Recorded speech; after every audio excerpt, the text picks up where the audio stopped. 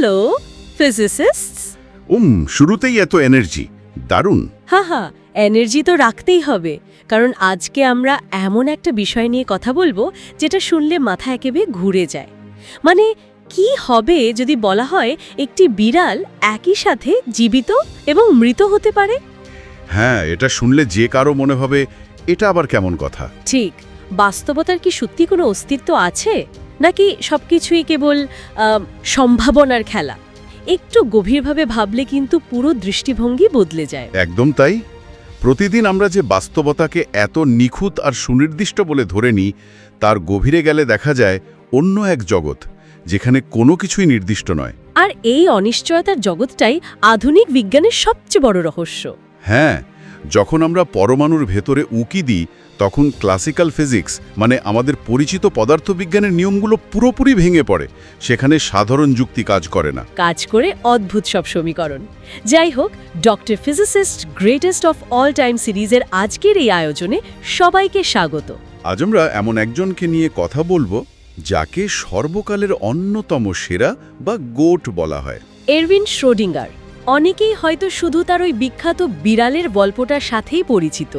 হ্যাঁ, ওই বিড়ালের থট এক্সপেরিমেন্টটা এতই জনপ্রিয় যে মূল কাজটা অনেক সময় আড়ালে পড়ে যায়। ঠিক, কিন্তু আজকের এই আলোচনা থেকে আমরা জানব কেন তার তৈরি করা সমীকরণ আধুনিক বিজ্ঞানের মোড় পুরোপুরি ঘুরিয়ে দিয়েছিল।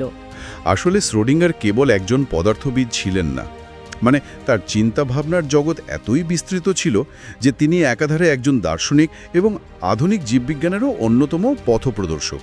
বাপরে, পদার্থবিজ্ঞান, দর্শন, আবার জীববিজ্ঞানও। হ্যাঁ, পদার্থবিজ্ঞানের অত্যন্ত জটিল গাণিতিক কাঠামোর মাঝেও তিনি মহাবিশ্বের আধ্যাত্মিক ঐক্যের সন্ধান করতেন।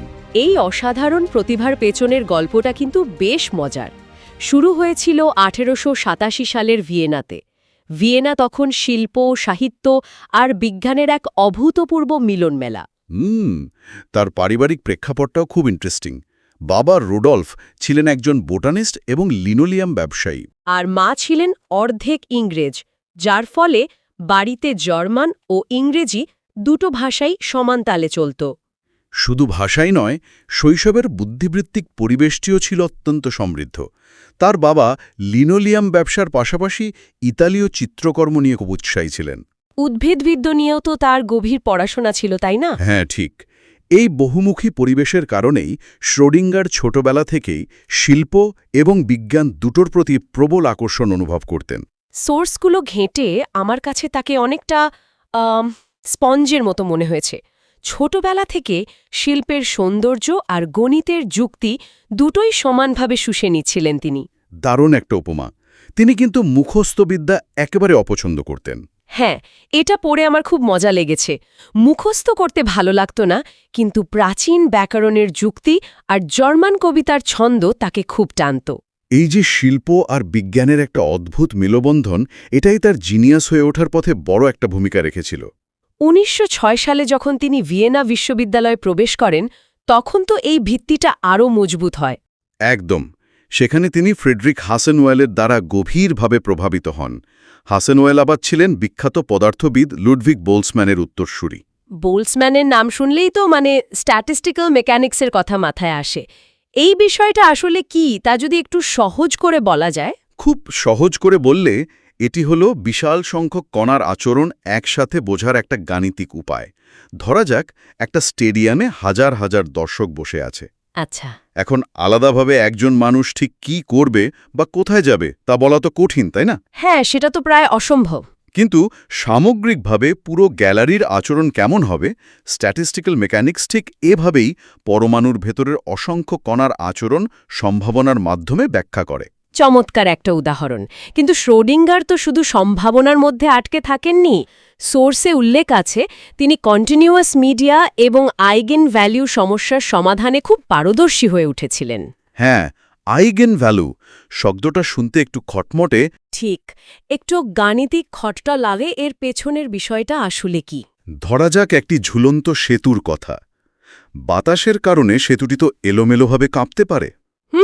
কাঁপতেই পারে। কিন্তু বাতাস যদি একটি নির্দিষ্ট কম্পাঙ্কে বা ফ্রিকোয়েন্সিতে বয়, তখন সেতুটির কাঁপুনি একটি স্থির এবং শক্তিশালী রূপ নেয়। ও আচ্ছা, মানে তখন আর এলোমেলো থাকে না। একদমই না। তখন এটি একটি নিখুঁত তরঙ্গের আকার ধারণ করে। ওই নির্দিষ্ট কম্পাঙ্কটি হল ওই কাঠামোর একটি আইগেন ভ্যালু। বাহ, দারুণ। শ্রোডিঙ্গার এই গাণিতিক কৌশলটি ব্যবহার করে বুঝতে পেরেছিলেন তরঙ্গের মধ্যে কিভাবে স্থায়িত্ব বা ব্যালেন্স তৈরি হয়। আর এই তরঙ্গ বা কন্টিনিউয়াস ফ্লো এর প্রতি তার এই আকর্ষণ তাকে আবার দর্শনের দিকেও টেনে নিয়েছিল, কারণ সাধারণত আমরা গণিতকে খুব কাঠখট্টা একটা বিষয় হিসেবে দেখি। হ্যাঁ, কিন্তু শ্রোডিঙ্গারের ক্ষেত্রে ব্যাপারটা সম্পূর্ণ ভিন্ন ছিল। এর মূল কারণ হল তিনি গণিতের এই অবিচ্ছিন্নতার মাঝে মহাবিশ্বের একটি গভীর ঐক্য দেখতে পেয়েছিলেন। মানে আইনস্টাইন, প্ল্যাঙ্ক আর বোল্টজম্যানের পাশাপাশি তিনি জার্মান দার্শনিক আর্থার শোপেনহাওয়ারের দর্শনেও প্রভাবিত ছিলেন। আর এই শোপেনহাওয়ারের মাধ্যমে কিন্তু তিনি প্রাচ্যের দর্শনের সাথে পরিচিত হন। উপনিষদ এবং বেদান্ত দর্শন, বিশেষ করে অদ্বৈত বেদান্ত, তার চিন্তায় বিশাল প্রভাব ফেলে। অদ্বৈত বেদান্তের মূল কথাই তো হল বাস্তবতার ঐক্য বা ইউনিটি অফ রিয়ালিটি। মানে এই দর্শন অনুযায়ী মহাবিশ্বের বহুত্ব বা এই যে আলাদা আলাদা জিনিস, এগুলো আসলে একটি মায়া। ঠিক, আত্মা এবং ব্রহ্ম অভিন্ন। শ্রোডিঙ্গার গভীরভাবে বিশ্বাস করতেন যে মহাবিশ্বের সব চেতনা আসলে একটাই চেতনার ভিন্ন ভিন্ন রূপ। একটু ভাবলে অবাক হতে হয়, পদার্থবিজ্ঞানে তিনি যেমন কণাগুলোকে আলাদা আলাদা টুকরো হিসেবে দেখতে চাননি, বরং একটি অবিচ্ছিন্ন তরঙ্গের অংশ ভেবেছেন। ঠিক তেমনি দর্শনের ক্ষেত্রেও তিনি মানব চেতনাকে একটি অখণ্ড সত্তা হিসেবেই বিবেচনা করতেন। কিন্তু এখানে একটা বিষয় আমাকে খুব ভাবিয়েছে। একজন মানুষ যিনি বেদান্ত পড়ছেন, আধ্যাত্মিক ঐক্য খুঁজছেন, তার ব্যক্তিগত জীবন এতটা চরম পর্যায়ের বিশৃঙ্খল কিভাবে হতে পারে? এই জায়গাটা সত্যিই বেশ জটিল এবং অস্বস্তিকর।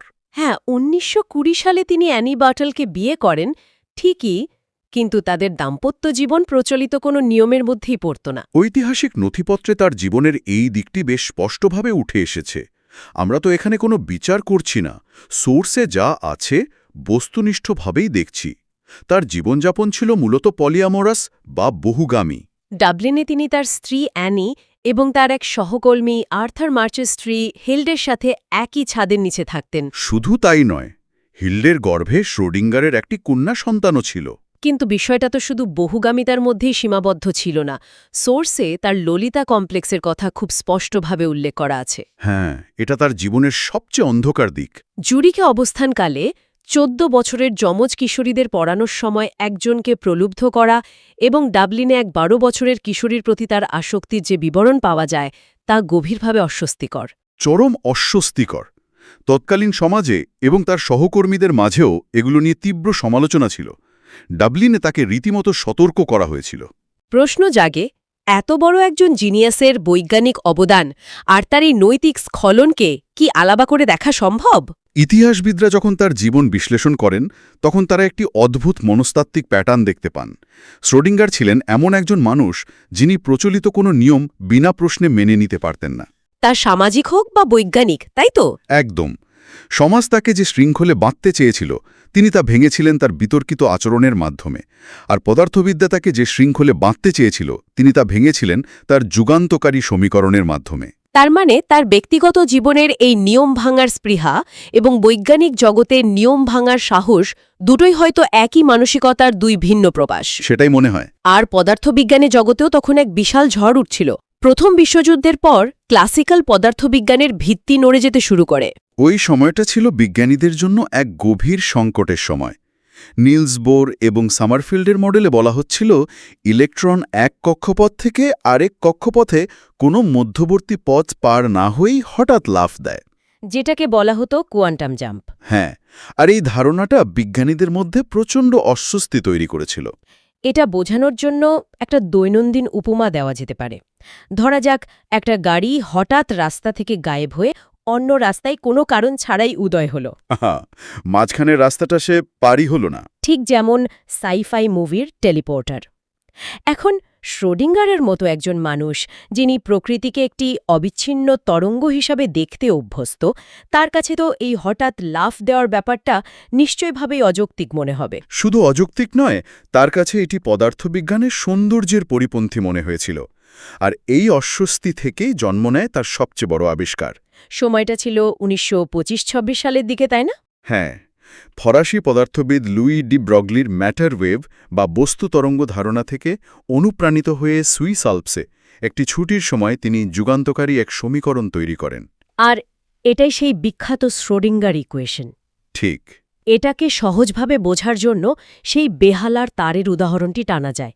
বেহালা বাজানোর সময় তারটি যেমন একটি নির্দিষ্ট কম্পাঙ্কে একটানা কাঁপতে থাকে, হ্যাঁ, ওই যে আইগেন ভ্যালুয়ের গণিত ব্যবহার করে ইলেকট্রনকেও ঠিক তেমনি একটি অবিচ্ছিন্ন তরঙ্গ হিসাবে কল্পনা করেছিলেন তিনি। তার মতে ইলেকট্রন কোনো র্যান্ডম কণা নয় যা হঠাৎ লাফ দেয়, বরং এটি নিউক্লিয়াসের চারপাশে একটি তরঙ্গের মতো আচরণ করে।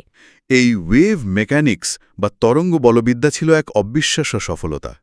এটি বোরের ওই অস্বস্তিকর কোয়ান্টাম জাম্প এড়িয়ে গিয়ে বিজ্ঞানীদের কাছে অত্যন্ত পরিচিত ডিফারেনশিয়াল সমীকরণের সাহায্যে পরমাণুকে ব্যাখ্যা করতে সক্ষম হয়। মানে বিজ্ঞানীরা তো তখন হাফ ছেড়ে বেঁচেছিলেন।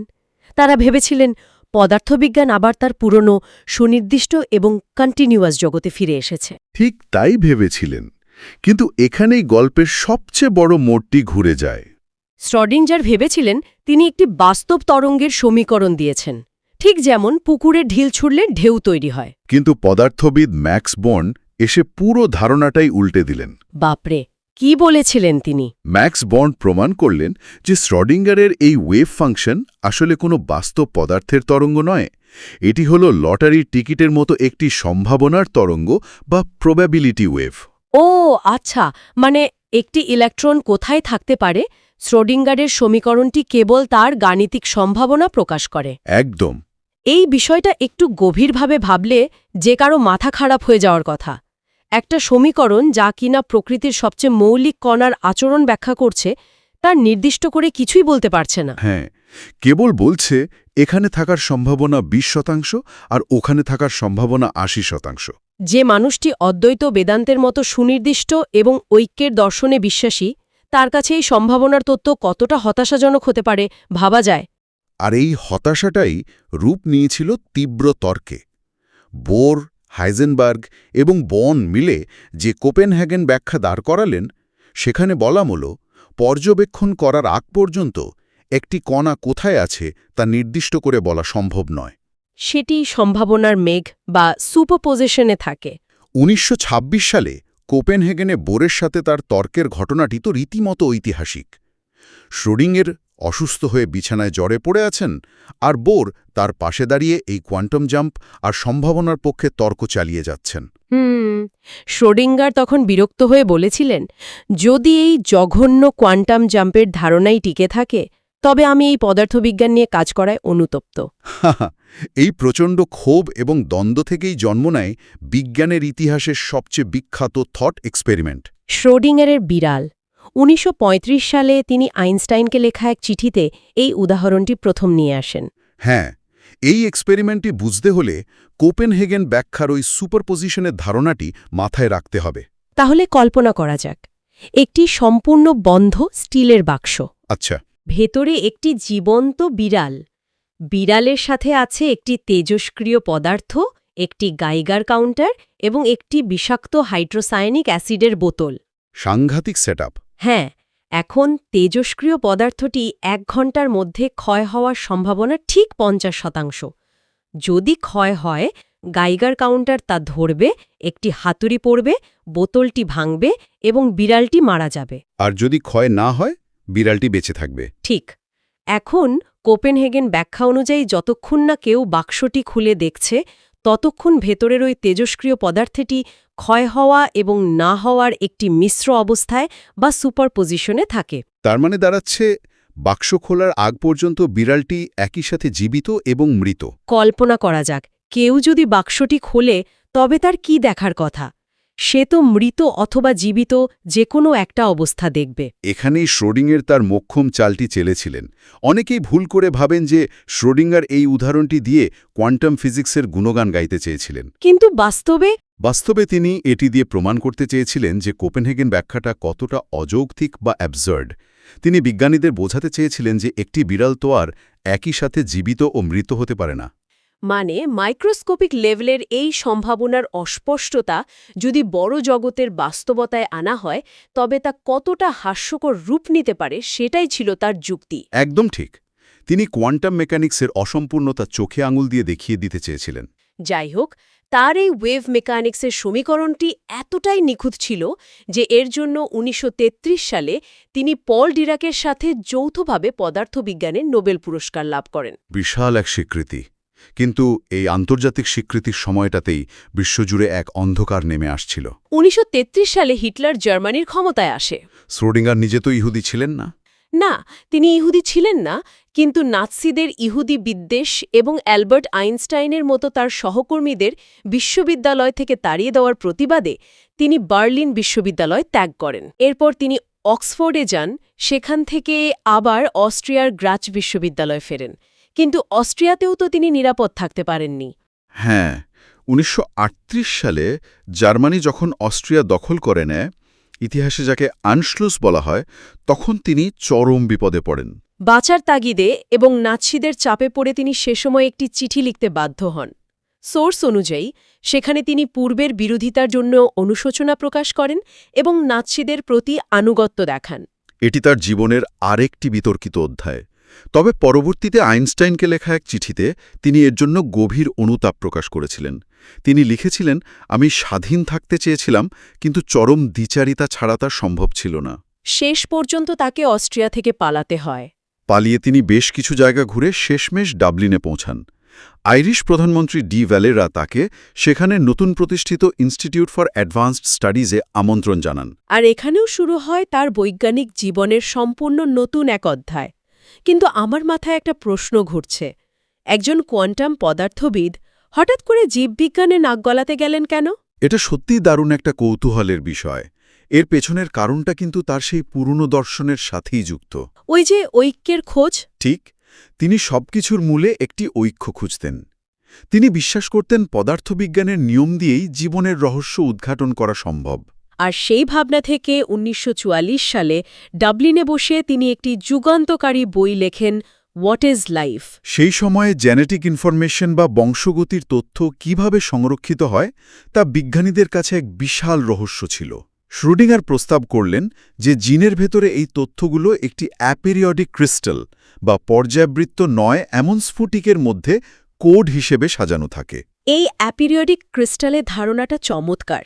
লবণের দানার মতো সাধারণ স্ফটিক বা ক্রিস্টালে একই প্যাটার্ন বারবার রিপিট হয়, সেখানে নতুন কোনো তথ্য থাকে না। হ্যাঁ, কেবল একটি পুনরাবৃত্তি ঘটে। কিন্তু একটি অ্যাপিরিয়ডিক ক্রিস্টাল হলো এমন একটি কাঠামো যা নির্দিষ্ট কোনো প্যাটার্ন রিপিট না করে একটি লম্বা চেইন তৈরি করে, ঠিক যেমন একটি মর্স কোড বা বইয়ের পাতার লেখা। আর এই এলোমেলো অথচ সুনির্দিষ্ট গঠনের ভেতরেই লুকিয়ে থাকে বিশাল পরিমাণ তথ্য। তার এই অন্তর্দৃষ্টি তো রীতিমতো ভবিষ্যদ্বাণী করার মতো ছিল। একদম। এই ছোট বইটি জেমস ওয়াটসন এবং ফ্রান্সিস ক্রিককে গভীরভাবে অনুপ্রাণিত করেছিল, যারা পরবর্তীতে ডিএনএর ডাবল হেলিক্স কাঠামো আবিষ্কার করেন। ক্রিক তো ব্যক্তিগতভাবে শ্রোডিঙ্গারকে চিঠি লিখে জানিয়েছিলেন যে তার অ্যাপেরিয়ডিক ক্রিস্টাল ধারণায় তাদের ডিএনএ গবেষণায় পথ দেখিয়েছে। ভাবা যায়, পদার্থবিদ্যা থেকে শুরু করে সোজা মলিকিউলার বায়োলজিতে এমন প্রভাব। বিজ্ঞান এবং আধ্যাত্মিকতার এমন ফিউশন সত্যিই বিরল। তার পদার্থবিদ্যার অবিচ্ছিন্ন তরঙ্গের সাথে বেদান্তের তত্ত্বম আসি বা সবকিছু এক এর ধারণা মিলেমিশে একাকার হয়ে গিয়েছিল। তিনি মহাবিশ্বকে টুকরো টুকরো কণা হিসেবে দেখতে চাননি, দেখতে চেয়েছিলেন একটি অখণ্ড সিম্ফনি হিসেবে।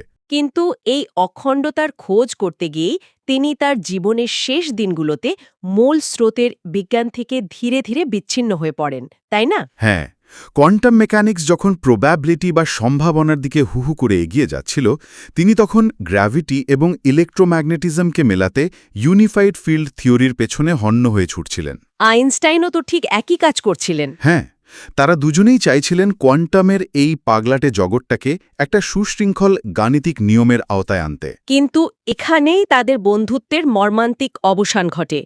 ১৯৪৭ সালে শ্রোডিঙ্গার ভেবে বসেন যে তিনি সেই বহুকাঙ্ক্ষিত থিওরি আবিষ্কার করে ফেলেছেন। আর কোনো প্রথাগত পিয়ার রিভিউর তোয়াক্কা না করেই তিনি রয়্যাল আইরিশ একাডেমিতে তড়িঘড়ি করে সংবাদ সম্মেলন করে বসেন। এমনকি দাবি করেন যে তিনি আইনস্টাইনকেও ছাড়িয়ে গেছেন। একজন বিজ্ঞানীর জন্য এমন অহংকার আর তাড়াহুড়ো করাটা চরম বোকামি ছিল। স্বাভাবিকভাবেই আইনস্টাইন নিউ ইয়র্ক টাইমসের এর কড়া সমালোচনা করেন। আর এরপর তাদের চিঠিপত্রের আদান প্রদান চিরতরে বন্ধ হয়ে যায়।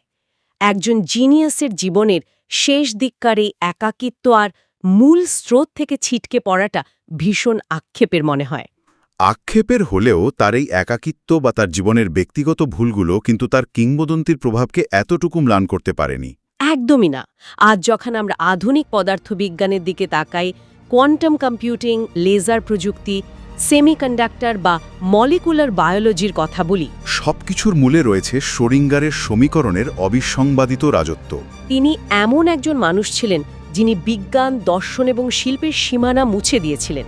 তিনি দেখিয়েছিলেন যে মহাবিশ্বকে বুঝতে হলে কেবল নিরেট সমীকরণ দিয়ে হবে না, দরকার গভীর দার্শনিক দৃষ্টিভঙ্গিরও। আমরা যদি আজকের পুরো আলোচনাটিকে একটি বিন্দুতে মেলাতে চাই, শ্রোডিঙ্গার তার জীবনভর এমন একটি বাস্তবতার খোঁজ করেছেন যা অবিচ্ছিন্ন, অখণ্ড এবং আমাদের বোধগম্য হবে।